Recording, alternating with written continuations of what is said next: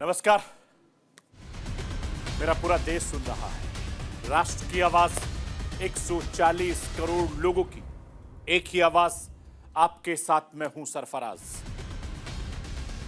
मैं सरफराज सैफी आपको बताना चाहता हूं, लोकसभा चुनाव में अब तमाम राजनीतिक दलों का फोकस देश की राजधानी दिल्ली की तरह शिफ्ट हो गया है।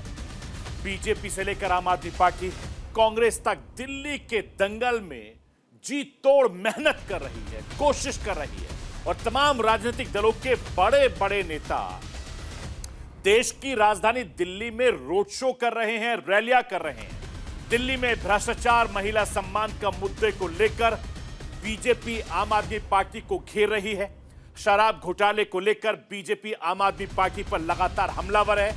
चुनाव के दौरान स्वाति मालीवाल की पिटाई का मुद्दा भी लगातार गरमाया हुआ है और यह हथियार बनाकर केजरीवाल को घेरने की कोशिश हो रही है। दिल्ली के दंगल में अब रिंकिया के पापा की एंट्री हो चुकी है। भोजपुरी गाना इस वक्त दिल्ली के दंगल में चुनावी मुद्दा बना हुआ है। आखिर क्यों यह गाना चुनावी मुद्दा बना है, यह आज आपको राष्ट्र की आवाज के जरिए बताने की कोशिश करूंगा। दिल्ली में लोकसभा की 7 सीटें हैं। देश की राजधानी दिल्ली होने के लिहाज से ये 7 सीटें बेहद खास हो जाती हैं, बेहद अहम हो जाती हैं। इसलिए तमाम राजनीतिक दलों ने दिल्ली को जीतने के लिए पूरी ताकत झोंक दी है। सभी 7 सीटों पर पिछले 10 साल से बीजेपी का कब्जा है, लेकिन इस बार का समीकरण बदला हुआ है, ऐसा राजनीतिक के जानकार कहते हैं। दिल्ली में इस बार आम आदमी पार्टी, कांग्रेस मिलकर चुनाव लड़ रही है, जिसका फायदा इंडिया गठबंधन को मिल सकता है और बदलते चुनावी समीकरण के चलते भारतीय जनता पार्टी ने 7 सीटें एक बार फिर से जीतने के लिए देश की राजधानी दिल्ली में पूरी ताकत झोंक दी है। प्रधानमंत्री नरेंद्र मोदी से लेकर home minister Amit Shah, BJP के तमाम बड़े नेताओं ने दिल्ली में मोर्चा संभाले हुए हैं। दिल्ली का सियासी समीकरण क्या कहता है, पिछले चुनाव के आंकड़े क्या कह रहे हैं, ये सब आज आपको राष्ट्र की आवाज के जरिए बताने, दिखाने, समझाने की कोशिश करूंगा। एक तरफ दिल्ली में सियासी पारा हाई है और दूसरी तरफ सूरज का पारा भी हाई है। पारा इस कदर चढ़ा हुआ है कि गर्मी के सारे रिकॉर्ड टूट चुके हैं। दिल्ली में मंगलवार को पारा लगभग 48 डिग्री तक रहा, जो इस सीजन का पूरे हिंदुस्तान में अब तक का सबसे गर्म दिन है। बेतहाशा गर्मी की वजह से धरती प्यासी है और आसमान का संदेशा यह है कि अगले 5 दिन हिंदुस्तान में खैर नहीं। दिल्ली से लेकर कई बड़े राज्य इस वक्त जबरदस्त गर्मी की मार झेल रहे हैं। दिल्ली, उत्तर प्रदेश, हरियाणा, पंजाब, राजस्थान, महाराष्ट्र में तपिश से हाहाकार मची हुई है।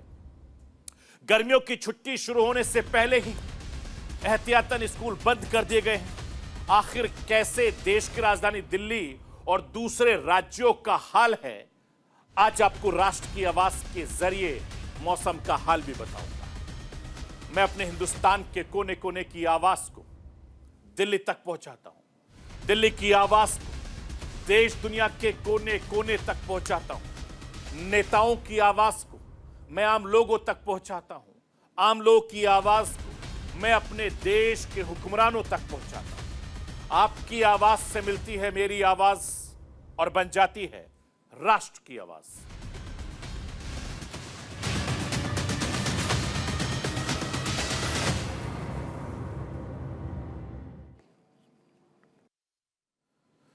दो 2024 के सियासी अखाड़े में देश की राजधानी दिल्ली का सियासी पारा इस वक्त हाई है।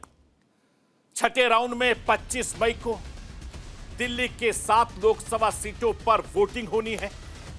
दिल्ली में, देश की राजधानी दिल्ली में प्रधानमंत्री नरेंद्र मोदी की अगुवाई वाली बीजेपी का मुकाबला कांग्रेस और आम आदमी पार्टी के इंडिया गठबंधन से है। ऐसे में तमाम सियासी दलों का रुख देश की राजधानी दिल्ली की तरफ शिफ्ट हो गया है। दिल्ली में चुनाव प्रचार धुआंधार चल रहा है।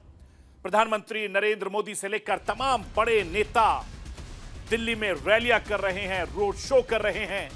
दिल्ली की जनता को अपने पाले में करने की कोशिश कर रहे हैं।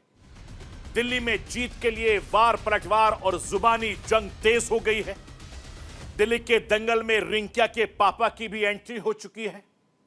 भोजपुरी गाना दिल्ली के दंगल में इस वक्त सबसे बड़ा चुनावी मुद्दा बना हुआ है।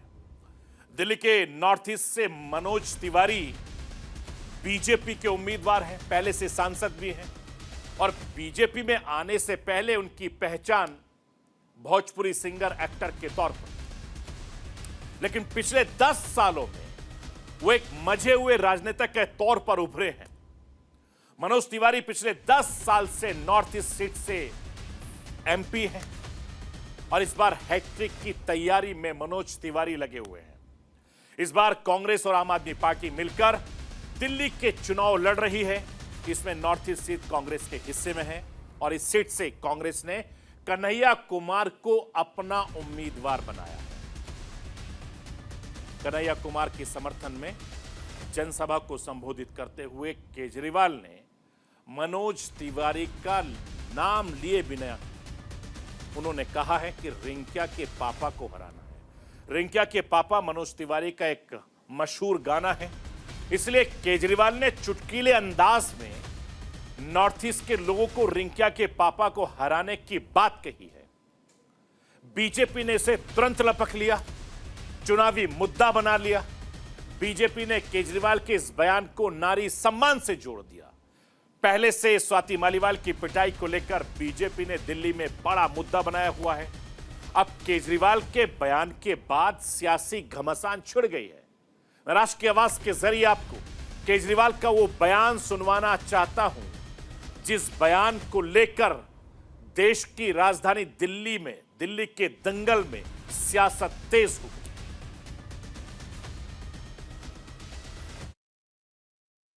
ये कन्हैया है, यहां से खड़े हो रहे हैं।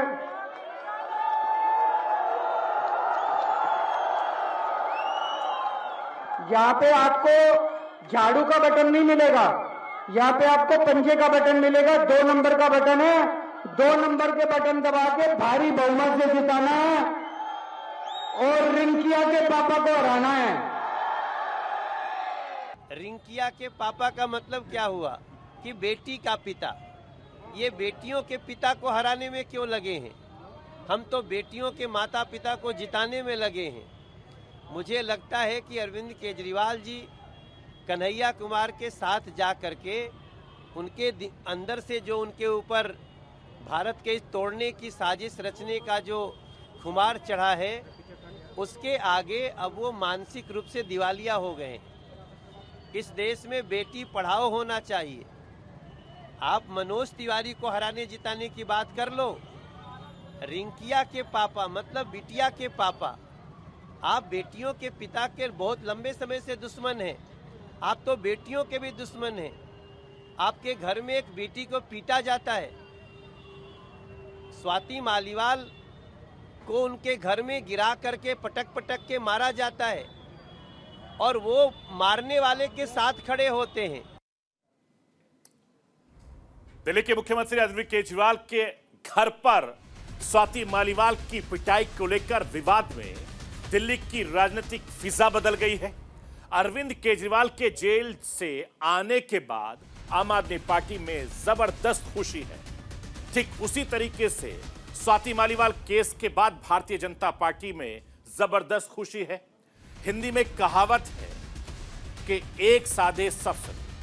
भारतीय जनता पार्टी उसी कहावत को सच साबित कर रही है। स्वाति मालीवाल केस के बहाने आम आदमी पार्टी सरकार दूसरी कमजोरियों पर भी हमले तेज कर रही है। तपती दिल्ली में पानी की मुश्किलात आम आदमी पार्टी के लिए और ज्यादा मुसीबत बन गई है और पानी वाले मुद्दे को भुनाने की पूरी तैयारी भी कर रही है।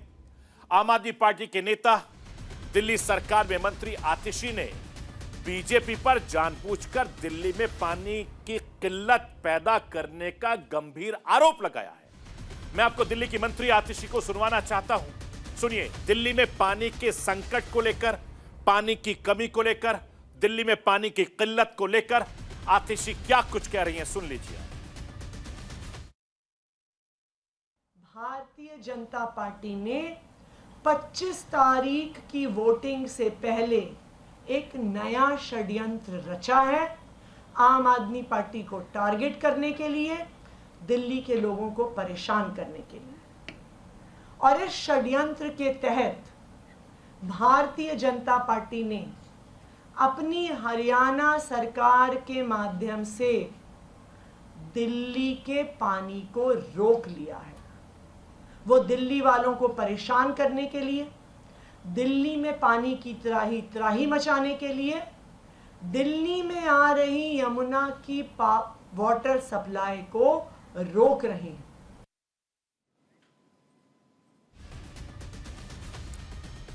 मैं आपको यह बताना चाहता हूं, दिल्ली के मुख्यमंत्री अरविंद केजरीवाल के जेल से बैकफुट पर आई आम आदमी पार्टी में केजरीवाल की वापसी पर मानो धार सी आ गई है। केजरीवाल के बड़े इरादे हैं, इसलिए वो इंडिया गठबंधन को माहौल बनाने की, मोदी सरकार का माहौल बिगाड़ने की लगातार कोशिश कर रहे हैं। उत्तर प्रदेश के मुख्यमंत्री योगी आदित्यनाथ के बयान पर भी पलटवार किया है, जिसमें योगी आदित्यनाथ केजरीवाल पर निशाना साध रहे थे। आखिर योगी आदित्यनाथ ने क्या कुछ कहा था, केजरीवाल ने क्या पलटवार किया था, ये राष्ट्र की आवाज के जरिए आपको सुनवाना चाहता हूं। सुन लीजिए दिल्ली के मुख्यमंत्री और उत्तर प्रदेश के मुख्यमंत्री किस तरीके से वार पलटवार कर। देखो, संगति का असर तो पड़ता ही पड़ता है। कांग्रेस के भ्रष्टाचार में लिप्त हो गए तो स्वयं भी लिप्त होते होते जेल की शिक्षों के अंदर चले गए और जेल के साइड इफेक्ट को मुझ पे थोपने का प्रयास कर रहे हैं। मुझ पे मत थोपिए, लेकिन एक बात मैं जरूर बोलता हूं कि दिल्ली की जनता बड़ी सुकून से थी। आप फिर बाहर आ गए हैं। आपकी खांसी से दिल्ली की जनता भी खांसते हुए दिखाई दे रही है, हाँफते हुए दिखाई दे रही है। कल योगी जी भी दिल्ली आए थे। योगी जी ने भी आकर दिल्ली में मुझे काफ़ी गालियां दी। मैं योगी जी से पूरी विनम्रता के साथ कहना चाहता हूं, योगी जी, आपके असली दुश्मन तो आपकी पार्टी में बैठे हैं। मुझे गाली देने से क्या फ़ायदा। प्रधानमंत्री जी और अमित शाह जी आपको यूपी की कुर्सी से हटाने का पूरा प्लान बना चुके हैं। आप उनसे निपटिए ना। आप केजरीवाल को क्यों गाली दे रहे हैं बेकार में। मैं आपको यह बताना चाहता हूं, पिछले 2 चुनाव से दिल्ली की 7 सीटों पर भारतीय जनता पार्टी का कब्जा है और इस बार माहौल को भांपते हुए भारतीय जनता पार्टी ने 7 में से 6 उम्मीदवार बदल दिए, क्योंकि साल 2019 के लोकसभा चुनाव में दिल्ली का मुकाबला त्रिकोणीय था। लेकिन इस बार आम आदमी पार्टी और कांग्रेस साथ मिलकर दिल्ली में चुनाव लड़ रहे हैं। दिल्ली में 4 सीटों पर आम आदमी पार्टी और 3 सीटों पर कांग्रेस पार्टी चुनाव लड़ रही है। दिल्ली का सियासी दंगल इस बार बीजेपी को बेचैन कर रहा है और यही वजह है कि प्रधानमंत्री नरेंद्र मोदी से लेकर home minister Amit Shah, BJP के तमाम बड़े नेता देश की राजधानी दिल्ली में उम्मीदवारों के लिए वोट मांग रहे हैं। इसके अलावा विपक्ष लगातार हमलावर है। विपक्ष भी बीजेपी की नब्ज टटोल रहा है, पकड़ने की कोशिश कर रहा है। ऐसे में वो भी आक्रामक अंदाज में चुनाव प्रचार कर रहा है और इस बार दिल्ली की सभी 7 सीटें कांग्रेस से ज्यादा आम आदमी पार्टी के लिए बेहद खास हो गई। पिछले 10 साल से लगातार आम आदमी पार्टी दिल्ली की सत्ता पर काबिज है, लेकिन लोकसभा चुनाव में उसे कामयाबी नहीं मिल पाती है। इसीलिए केजरीवाल अपने उम्मीदवारों के लिए तो प्रचार कर ही रहे हैं, इसके अलावा कांग्रेस के तीनों उम्मीदवारों के लिए भी केजरीवाल खुद मैदान में है, जमकर चुनाव प्रचार कर रहे हैं। कांग्रेस उम्मीदवार के समर्थन में केजरीवाल का रोड शो दिल्ली की राजनीति में बदलते राजनीतिक समीकरण को दर्शाता है। आम आदमी पार्टी और कांग्रेस के सामने इस बार राजनीतिक चुनौतियां बड़ी हैं। क्या कहता है दिल्ली में वोटों का ये सियासी गणित और कांग्रेस आम आदमी पार्टी साथ आने से कितना फायदा मिल सकता है, यह आज आपको राष्ट्र की आवाज के जरिए समझाना चाहता हूं। समझ लीजिए, साल 2019 के लोकसभा चुनाव में बीजेपी को दिल्ली में 56.9% वोट मिले थे, लगभग 57%, और कांग्रेस को 22% से ज्यादा वोट हासिल हुए। आम आदमी पार्टी को 18% से ज्यादा वोट मिले थे। आम आदमी पार्टी और कांग्रेस दोनों के वोट शेयर को अगर जोड़ दें तो यह आंकड़ा लगभग 41% हो जाता है। अब बीजेपी के वोट शेयर की अगर मैं बात करूं तो साल 2014 का लोकसभा चुनाव तब आम आदमी पार्टी नहीं थी और पहली बार लोकसभा का चुनाव लड़ रही थी। तब दिल्ली में बीजेपी को 46.6% वोट हासिल हुए, कांग्रेस को सिर्फ 15.2% वोट मिले थे, आम आदमी पार्टी को 33.1% वोट हासिल हुए थे। पहली बार में आम आदमी पार्टी को देश की सबसे बड़ी पार्टी से ज्यादा वोट हासिल हुए थे। अगर आम आदमी पार्टी और कांग्रेस के वोट शेयर को जोड़ दे तो यह आंकड़ा 48% से पार हो जाता है। इस तरीके से अगर देखें तो बीजेपी का वोट फीसदी 2014-2019 के मुकाबले करीब 10% से बढ़कर 56% तक पहुंच गया था। मैं आपको यह भी बताना चाहता हूं कि 2014 के मुकाबले कांग्रेस भी 2019 के चुनाव में 7% बढ़कर 22% से ज्यादा हो गई थी, जबकि आम आदमी पार्टी का 2014 के मुकाबले 2019 के लोकसभा चुनाव में 33% से घटकर 18.2% वोट शेयर हो गया था। यह देश की राजधानी दिल्ली का पिछले 10 साल का आंकड़ा है। मैं आपको यह भी बताना चाहता हूं कि 2019 लोकसभा चुनाव के आंकड़े ये बताते हैं कि दिल्ली की जनता ने आम आदमी पार्टी की तुलना में कांग्रेस को ज्यादा पसंद किया है। कांग्रेस 2019 के चुनाव में करीब सभी सीटों पर दूसरे स्थान पर रही, जबकि आम आदमी पार्टी तीसरे स्थान पर रही और कई जगह पर तो जमानत भी नहीं बची थी। इसके बावजूद कांग्रेस ने खुद को दिल्ली में आम आदमी पार्टी से छोटा भाई मानकर सीट शेयरिंग में आम आदमी पार्टी के मुकाबले कम पर हामी भर दी। कांग्रेस के नेता अरविंदर सिंह लवली नाराज होकर बीजेपी के पाले में चले गए। कद्दावर नेता थे, फिर भी आम आदमी पार्टी और कांग्रेस मिलकर बीजेपी को दिल्ली में पटखनी देने का दावा कर रही है। केजरीवाल के नए अवतार में आम आदमी पार्टी को काफी ज्यादा उम्मीद है। इसके लिए कई वजह भी, वो वजह क्या है ये राष्ट्र की आवाज के जरिए आपको बताना चाहता हूं। सबसे पहले अरविंद केजरीवाल और ज्यादा मुखर हुए हैं। आपको याद होगा जब अरविंद केजरीवाल तिहाड़ जेल से आने के बाद किस तरीके से प्रधानमंत्री नरेंद्र मोदी की उम्र से लेकर जीत के दावों तक पर केजरीवाल हमला कर रहे हैं। आम आदमी पार्टी के नेता कार्यकर्ताओं में नई जोश है। केजरीवाल के जेल से आने के बाद आम आदमी पार्टी के नेताओं और कार्यकर्ताओं में जोश दिखाई दे रहा है। यह चुनाव पर कितना असर डालता है ये एक बड़ी बात है, क्योंकि कार्यकर्ता न सिर्फ अपने बल्कि कांग्रेस के उम्मीदवारों के लिए भी वोट मांग रहे हैं। तिहाड़ जेल से आने से पार्टी को एक सिंपैथी वोट मिलने की उम्मीद जाहिर की जा रही है। दिल्ली का मॉडल, उसका फायदा मिल सकता है और केजरीवाल जहां भी जाते हैं उस जगह पर दिल्ली के मॉडल की जिक्र करते हैं। मसलन एजुकेशन की बात करते हैं, हेल्थ सेक्टर की बात करते हैं। विधानसभा के साथ साथ एमसीडी में आम आदमी पार्टी के होने का फायदा भी अरविंद केजरीवाल और उनकी पार्टी को मिल सकता है। मैं आपको यह बताना चाहता हूं कि दिल्ली के दंगल में किसके दावे में कितना दम है यह 4 जून के बाद ही पता चलेगा। लेकिन इतना जरूर तय है कि इस बार का दिल्ली का दंगल काफी दिलचस्प है और होने वाला भी है। दिल्ली के चुनाव में इस बार का सियासी समीकरण भी नए हैं, वादे भी नए हैं, दावे भी नए हैं। मैं आपको यह भी बताना चाहता हूं कि दिल्ली में इस वक्त सियासी तपिश बहुत ज्यादा बढ़ी हुई है।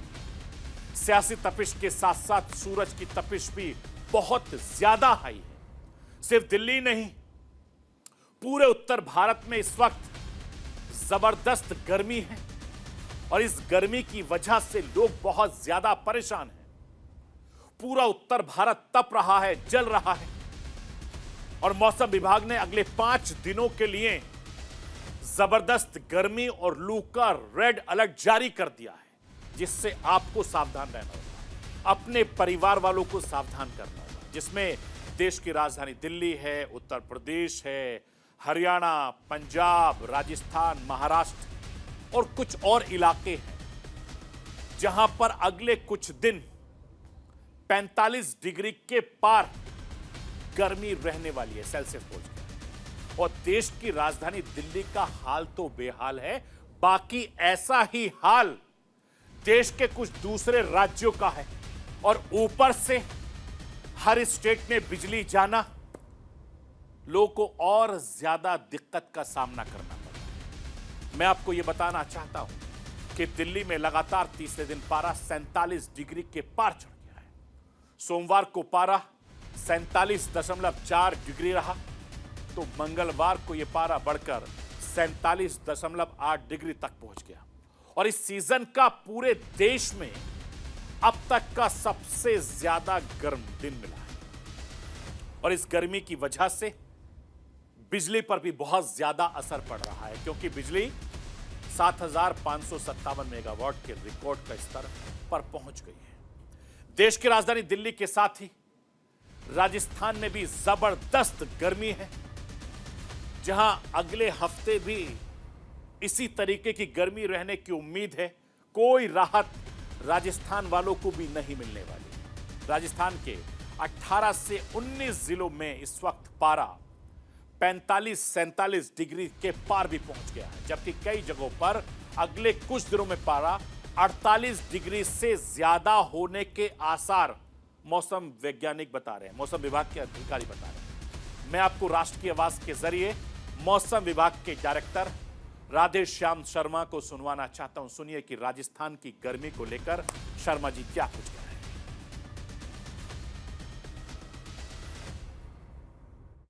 देखिए, पिछले 24 घंटों में इस सीजन में पहली बार राजस्थान में 47 डिग्री सेल्सियस अधिकतम तापमान क्रॉस किया है।